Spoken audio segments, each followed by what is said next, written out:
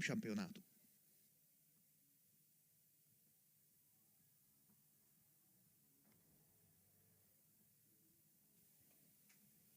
Just getting underway now in the D final of the men's single sculls with Andrei Pinto of Portugal in lane 1, Eduardo Rocchi of Italy in lane 2, Ivan Korsunov of Moldova is in 3. In lane 4 for Cyprus, Racice Andrei Nahita. In lane 5 for Norway, Matthias Wee. And rowing for Latvia in lane 6 is Yanis Timbors. Very early stages of this one. How do you see it, Kat and Colleen? Thanks, Rob. We're looking at the boats coming off the start. An absolutely flying start for Cyprus's Racice Andrei Nikita. 52 strokes a minute out of the blocks for him. It gave him an early lead, but that's been overhauled in the last few strokes by Latvia's Yanis Timbors. Yanis Timbors settling into a rhythm at 34 strokes a minute. He's in lane 6. That's furthest from the camera if you're watching this online at home. Through this first quarter of the race, he leads the way. Yeah, it's a nice look then for Latvia on the far side, able to just get his bow out just barely ahead. But yes, have to agree with you, Kat, an incredible start from Cyprus. He's perhaps paying for it just a little bit now, although I must say, I mean, it's a beautiful picture here. They're so tightly packed.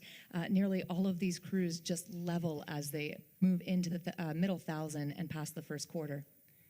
Yeah, it's a really even first quarter here from these boats. Coming through 500 metres, it is the Latvian who just takes the first timing point there, ahead of the Norwegian, just 0.05 of a second separating them. The Latvian sculler in the outside lane was one of the slower qualifiers for this race, but he's making a great show of this first half of the race. The Norwegian alongside them, who's just fighting for first position now, Matthias Foyner.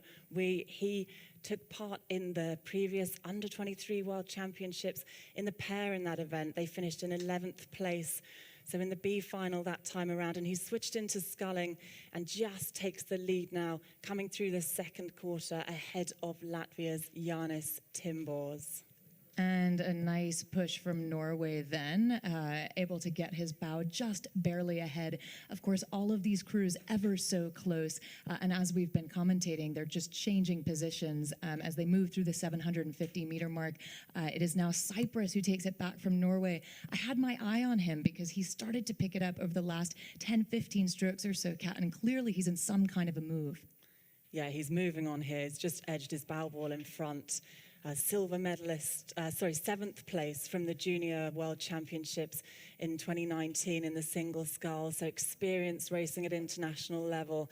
And he's moving on really nicely now through this second quarter, just holding on to the lead, really tight here still across the board. Eduardo Rocchi of Italy also up there fighting for this first place with the sculler from Cyprus. Really tight racing, coming through 1,000 meters. I think one of the incredible things about being in this moment is not quite knowing who's leading and who's behind. You may well be leading, but not be able to totally confirm that when it's just ever so close. So, an incredible moment as they cross into the second half. At the moment, though, it's Moldova just barely with his bow ahead. Yeah, the Moldovan sculler, Ivan Korsunov, takes that timing point. He comes through to take the lead. Rate of striking 33 strokes a minute. This beautiful flat water, making nice conditions for sculling this morning. He's just got a canvas lead here over the sculler in lane 2. That's Italy's Eduardo Rocchi. Really exciting racing in this D final of the men's single sculls.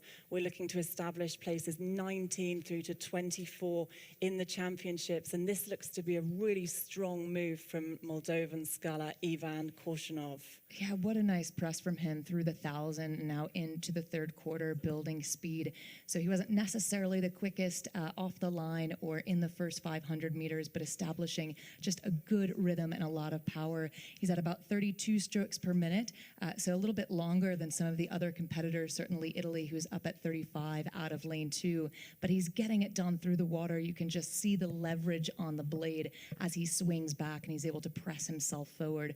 So as he approaches the 500-meter mark to go, can he break into clear water from the rest of the field? He'll have to look out, though, for Italy, Kat, as the Italian sculler comes down. Yeah, Eduardo Rocchi from Italy is making his move now. His rate up at 35 strokes a minute. He's been tracking alongside Ivan Korsunov from Moldova in that second place. He was half a length down. He's just trying to squeeze that margin down and make a move on the Moldovan sculler.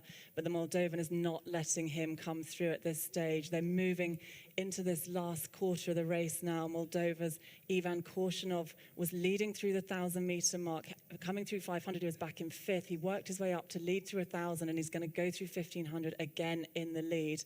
The Italian still chasing him, just 1.5 seconds behind. And third place now is Portugal's Andre Pinto. He's worked his way up through the field from a 6th place at 500 meters. Yeah, really interesting strategies, isn't it?